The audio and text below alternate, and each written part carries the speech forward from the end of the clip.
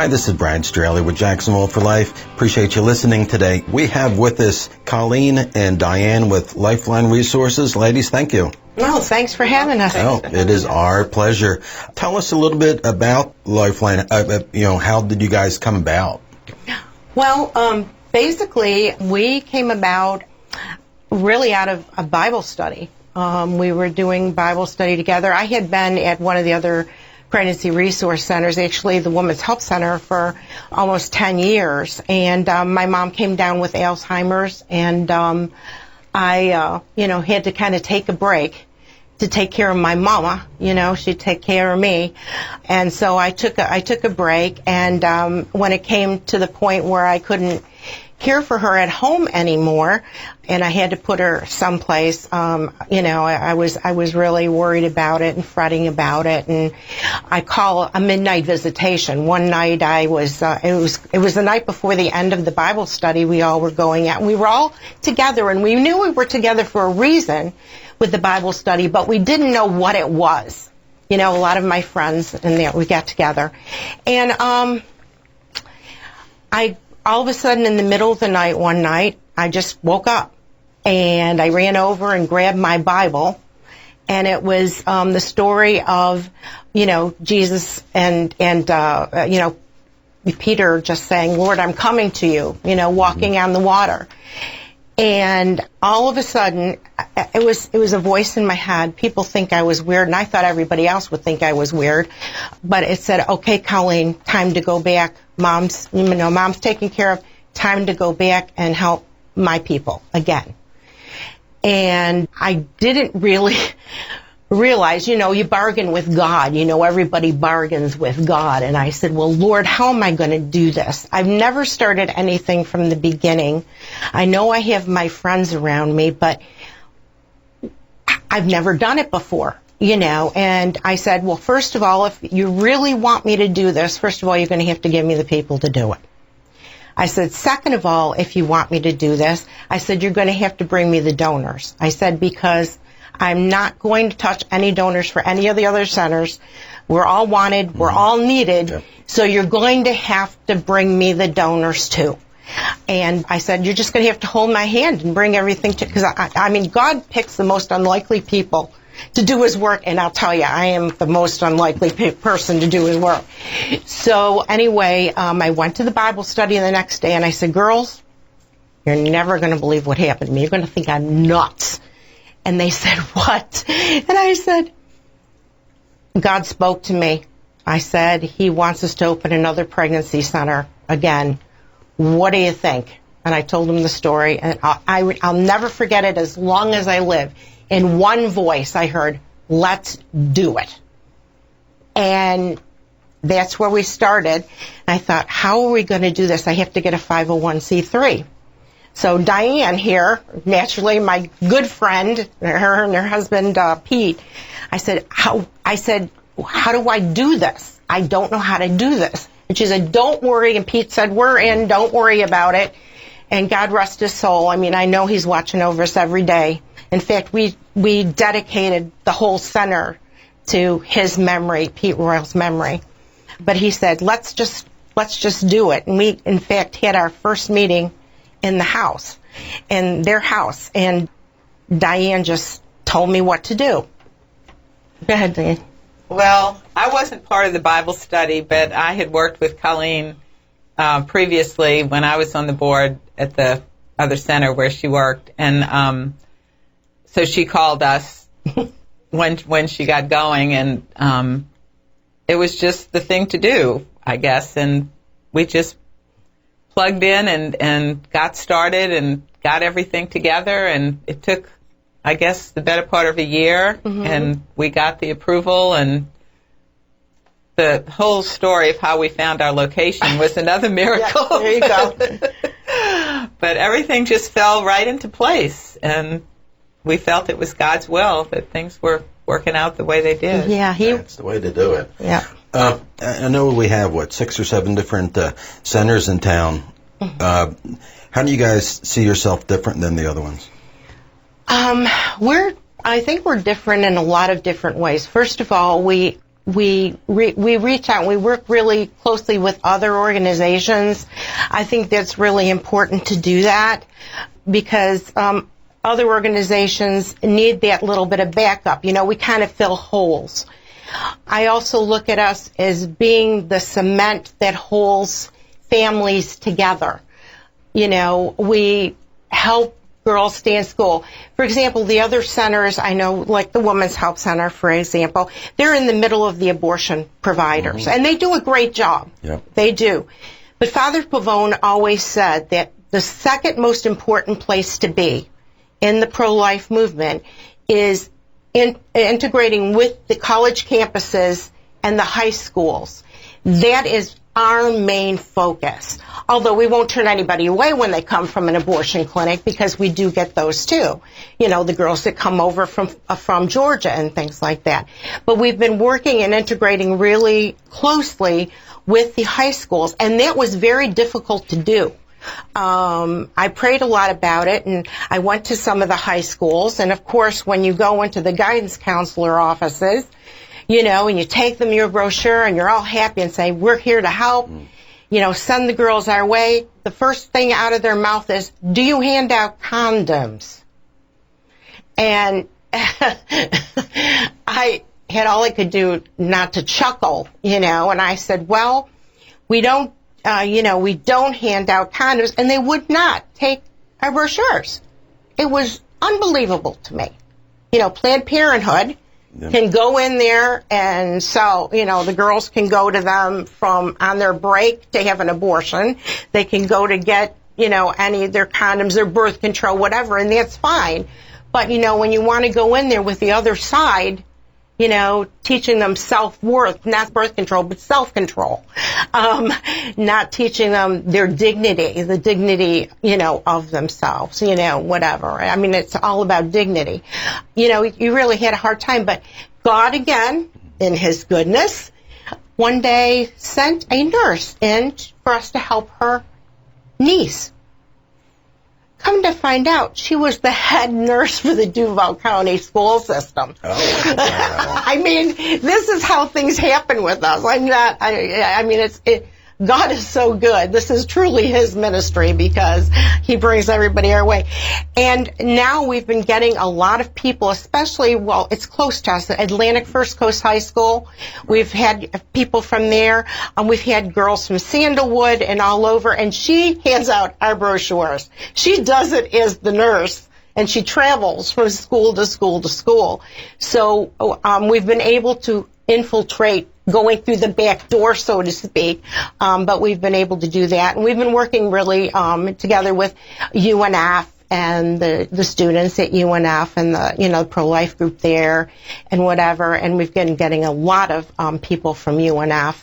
So, you know, things are starting to take off. I mean, we, believe it or not, in the last couple months, we have actually, our new clients have increased 35% from January. Just our new clients. That's not counting our old clients. We've helped over 3,747 people, families, and given away over 33,000 baby items since we've opened in 2010. So, I mean, it's incredible. Our pregnancy test numbers are going up. We have a 98% save rate for girls changing their minds for abortion, and that is actually incredible. I mean, I've got the dream team. I really do. I mean, God really has sent the people to me that, you know, I really do. I have the dream team. I'm very humbled by that, and they're just doing an excellent job. But we've been doing some great. We've had some wonderful people behind us. I mean, Pete Royal, I mean, is with, and he's still with us. I mean, John Quayatek helped us get our ultrasound machine. We had our ultrasound machine within a year and a half from when we opened, which is incredible. I didn't really think that would happen. But John Quayatek, again in heaven, he's on our heavenly board, as I say. We have a whole board up there for us. I mean, helped us in the Knights of Columbus get our ultrasound machine. And Eddie Lato, he's another one, gave us our first stuff for our angel closet, and he's in heaven too. So I mean, we have our little board up there. Okay. Now's a great time to take a short break. We don't want you to leave. We'll be back in a moment with Colleen and Diane with Lifeline Resources.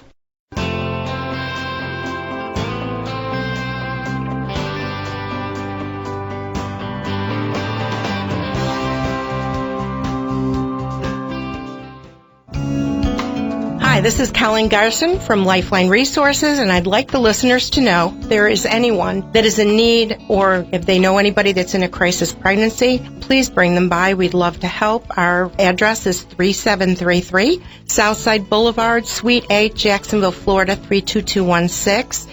Our telephone number is 904-642-9000. And we are always grateful and always in need of your donations. If you'd like to stop by and take a tour of our location, again, our address is 3733 Southside Boulevard, Suite 8, Jacksonville, Florida, 32216, and our phone number is 904-642-9000.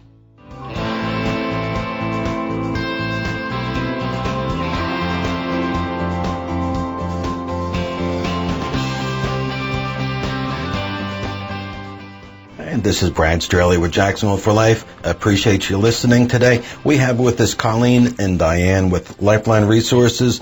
We've been speaking about their services, and I wanted to ask, where are you guys located at? We're at 3733 Southside Boulevard, Suite 8, Jacksonville, Florida, and we're at 32216. We're kind of in between Hogan and Beach Boulevard. I'm right on the bus line, so it's really easy for clients to get to us. We're right off of a Butler, or 295. So it's a great location the Lord had picked for us. Someone listening. Oh, I'm sorry, Diane. No, that's okay. I was just going to say our sign on the strip mall that we're in doesn't say Lifeline Resources. It says pregnant with the question mark. Yeah, so if you're looking for us, that would be what you would look for. Nice big purple sign. I wanted to ask, beside the big purple pregnant sign, how can, if someone's listening, how can they contact or reach you guys? Okay, well, they can reach us. We either have a website or we have, our phone number is area code 904-642-9000, 642-9000. We're there Monday through Friday from 9 until 1, because that's what we have the funding for right at this time. So anytime, they can just call, come in. In fact, we'd love to invite the listeners, if they want to come by for a little, as I call it, a cook's tour, for us to show them the facilities. We would love to do that. I mean, we are there at any time to be able to do that for them. Great. You mentioned your hours and what you can afford, so I wanted to ask, how do you guys pay for all this? We pretty much rely on donations, mostly from individuals and some businesses. We love when we can get monthly donors, which we don't have too many of right now, but it's been picking up. The increase in our donors has not kept pace with the increase in our clients, and we really could use more, particularly monthly donors, so we know we can count on that money every month. It takes us around $4,000 or $5,000 a month to operate, and our goal is to reach that much in monthly donations. And we recently started a campaign we call our $10 a month campaign, and because we put it at a very low amount, because if we get a lot of people, more people might be able to do that than if we asked for more from each person. But of course we welcome any amount. No amount is too much or too little. Colleen mentioned our websites. We actually have two websites, one for donors and one for clients. The client website is scaredandpregnant.org, and the donor website is lifelineresourcesjax.com. And if you go to that website, there are buttons to set up monthly donations if you like, or if you'd like, you can call, and if you don't want to put the information in on the website, credit card, checking account number, Colleen can do that over the phone, or you could come in and take care of that. Or if you want to just send a one-time check, we don't turn anything down. We're thankful for whatever God sends our way. Amen. Now, you do say you're 501c3, so if someone does make a donation, it's tax deductible, Definitely, correct? yes, Okay. yes. We got that taken care of before we opened the doors. So. We know that is a long process and drooling, but it's a Nick. monopoly we're dealing with. So let me ask you this. Do you receive any money from the federal government? Nothing at all. Okay. No. My personal question I have to ask every guest: how does it make you feel when you receive you're helping young mothers? Quit laughing at me, Colleen. You're helping young mothers. You're saving babies. You're helping young families, and you receive nothing from taxpayers. And then the other group that's hurting mothers and destroying families and killing babies gets $500 million a year. And they're still a nonprofit. That's the silliest thing about it. It bothers me. I mean, we're out there pounding the pavement. All people are giving of their need, and then Planned Parenthood is there, and huge salaries. I mean, I'm like, oh my. I was going to ask, Diane, are you paying Colleen as much as Miss Richards is getting paid here? Colleen barely gets minimum wage. When we started out, she was doing it all for free. And it became a small stipend that we've managed to increase over the years, but it's still not a working wage for the hours that we're open now. And we would love to be able to pay her a regular salary plus be open 40 hours a week or more or less. I'd love to be. But it's just not possible with the current budget that we have.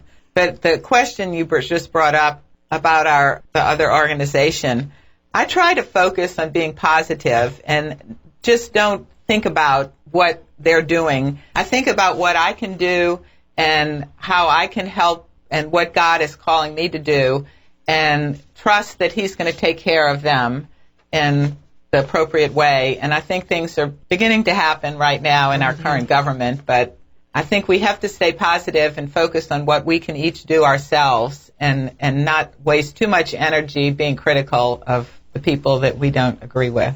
That's the way to do it. I'll try that for next month. No guarantees, just talking the flesh. Wanted to ask, we talked a fair moment about a young girl yesterday, Colleen, if you can. Talk about pull at your heartstrings. Our grandmother and a grandfather came in pushing this beautiful stroller, and they had their little granddaughter with them, Avery. I'll never forget her, as cute as a button. So the grandmother and grandfather pushed this in, and they said, Avery's really having a hard time giving up the stroller. Her brothers and sisters have used it, but it was her stroller, and she's having a really hard time with giving the stroller up. But we told them that we were going to bring it someplace, and somebody was going to use the stroller. So they came in, we gave them a little tour of the place, and her eyes were just lighting up because she saw all the baby items and everything that we had. And I said, Avery, I have got a girl that's going to use that stroller. I have one in mind right now who has absolutely nothing for her baby, and her baby's due in a month. She would love that stroller. So I took a picture of her. I'm going to put it on Instagram and put it in our next newsletter. And she walked out with a big smile on her face and a lollipop, because we have our little candy dish for the kids.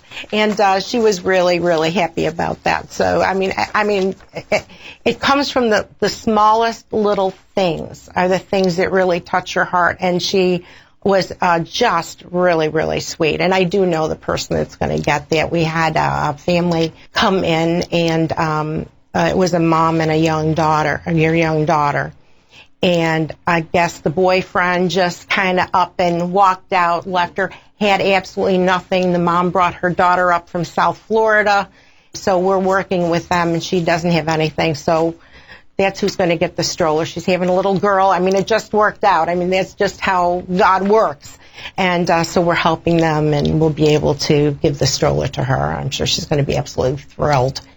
The other thing that's so touching about the baby supplies that we give away is so often we'll give something to someone in their hour of need, and when they have no need for it any further, they'll bring it back to us so we can give it to someone else. So when people donate items, they're put in use for years. They benefit so many people, and we appreciate so much. All of the items we give away, of course, are donations from our generous supporters, and in addition to the monetary donations, we appreciate everything that people do to help us out.